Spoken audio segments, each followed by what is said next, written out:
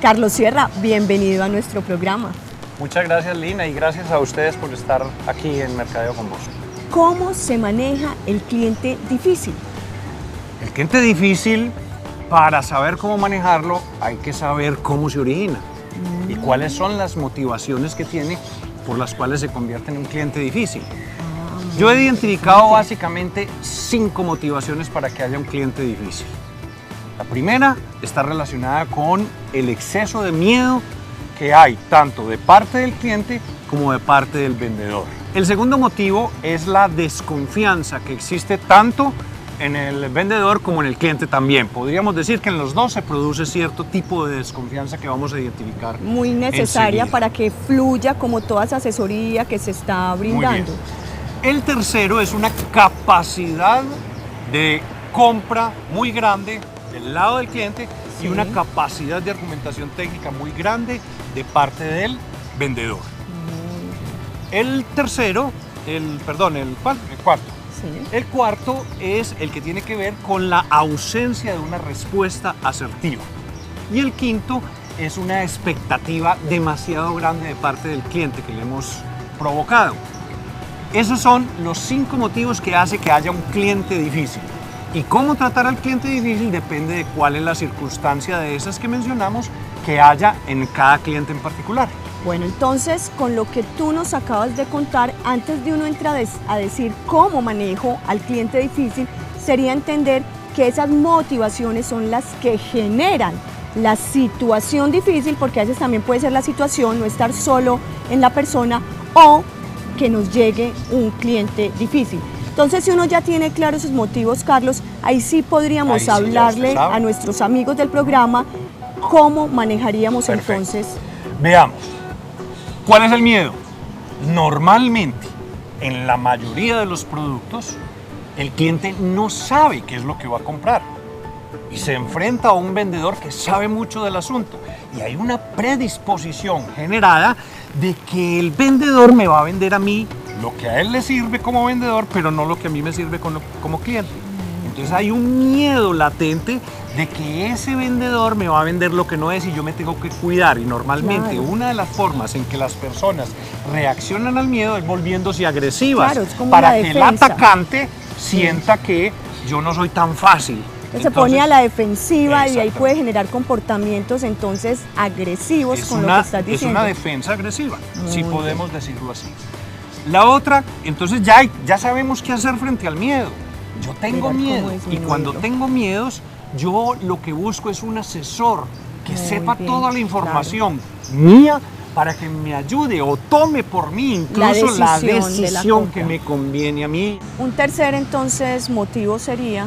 El tercero es un exceso de capacidad compradora de parte del cliente y un exceso de capacidad argumentativa técnica de parte del vendedor.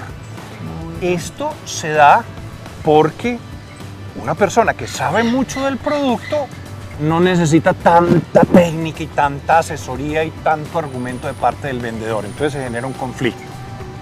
La cuarta es relacionada con la respuesta, la capacidad de respuesta que tiene la gente en la empresa y la empresa misma para darle solución a los problemas que se le presentan al cliente. Si no se le da solución, si no se le da respuesta efectiva, si no se le da respuesta asertiva, pues entonces los clientes van a tener ahí un motivo para convertirse en clientes difíciles. Carlos, y eso se da mucho en las empresas, que a veces se quedan como buscando ante una equivocación el culpable, o también tiene que ver con la falta de empoderamiento que se les otorga, y eso hace que los procesos se vuelvan muy lentos y a la final el más perjudicado es el cliente. Correcto, sobre todo empresas que no entienden que el error es una fuente de aprendizaje. Empresas que gastan dinerales en capacitación para que las personas aprendan mucho, pero no son capaces de admitir el error, que al final también es algo que cuesta, pero se aprende de él, o sea, que es una fuente de aprendizaje.